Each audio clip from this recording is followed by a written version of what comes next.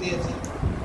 এরকম যেহেতু বলছেন যে আধ্যাত্মিক জীবনে বাল্যকাল, যেমন আমরা শুনি যে যখন কেউ চিন্ময় দেহপ্রাপ্ত হয় সেখানে সবসময় যৌবন সম্পর্ক।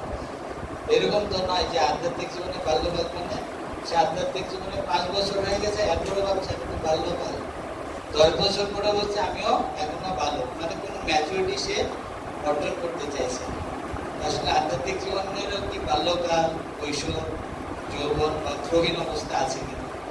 আছে, বৃদ্ধকাল অবস্থায় আছে। আমরা দেখি যখন ব্যাসদেব যখন সমস্ত শাস্ত্র লিখছিলেন, তখন তিনি এক ধরনের ম্যাচুরিটিতে শাস্ত্রগুলো লিখেছেন। আবার ভাগবতম যখন লিখেছেন, ওখানে লেখা আছে তার সিদ্ধির পরিপক্ক অবস্থায় তিনি ভাগবতম লেখেন। ওটা তো পরিপক্কতা, মানে ম্যাচিউর। তো ইনিশিয়াল ম্যাচুরিটি অবশ্যই আছে, এখানেও একটা গ্রোথ আছে।